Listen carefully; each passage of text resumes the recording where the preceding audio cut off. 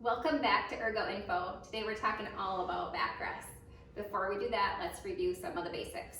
Feet should be flat on the floor with comfortable shoes, knees at 90 degrees, thighs parallel with the floor. That way most of the weight distribution is going throughout your thighs. These joints are not designed to sustain a lot of force and pressure. So by having your knees at 90 and your seat pan parallel with the floor, that removes some of the force that's being distributed throughout your knees and your hips. So if you're following these three items, that would most likely put your hips at a 90-degree position. So now it's time to deal with your backrest, and you have levers. You're not really sure what all of them do, so I'm here to help. With your backrest, you want to make sure that it supports your lumbar spine all the way up to your mid-shoulder blade. If it goes above and beyond, that's fine, good for you. You have a good backrest. Before you adjust the tilt of your backrest, you want to make sure that your pelvis is in a neutral position. So I'm going to exaggerate this position a little bit, but if I'm positioned like this, slouching, maybe typing away at my keyboard, my pelvis is posteriorly tilted. That puts a lot of pressure on my tailbone. It can also cause a lot of digestive issues, even some bowel and bladder issues too. If I'm perched on my chair, typing at my keyboard like this, my pelvis is anteriorly tilted.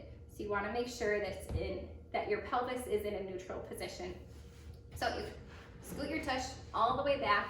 Make sure you can feel your chair from your lumbar spine all the way up to your shoulder blades. I like to be in a good upright position, but throughout the day, it's kind of nice to relax a little bit and have the option to go back a few degrees.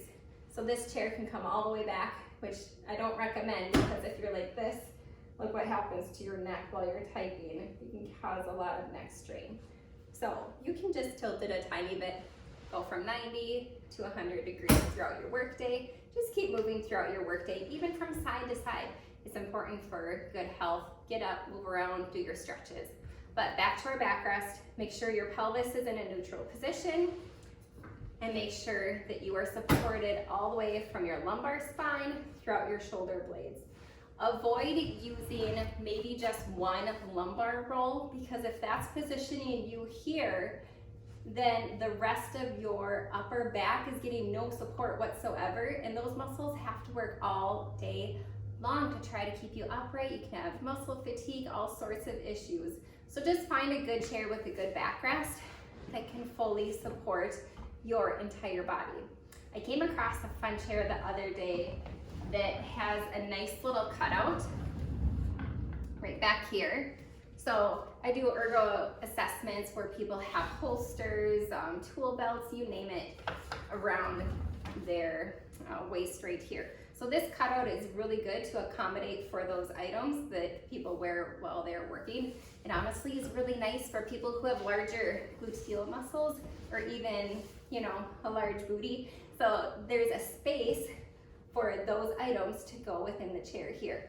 This chair is a little big for me, but honestly, there's so many chairs throughout the stores, everywhere you look, that fit your needs. So make sure you sit in a chair before you buy it, and make sure you do your research. Make sure that it is adjustable, especially if you're using your chair and sharing your chair with other people within the workspace. There isn't one magical chair that fits everybody, that answers all the questions for every single person in this world. There are many chairs designed for all of our needs, so do your research and pick and choose what is best for you. If you have questions, feel free to reach out to me. I'm always happy to help. I'll see you next week for more ergo tips on Ergo Info. Have a good day.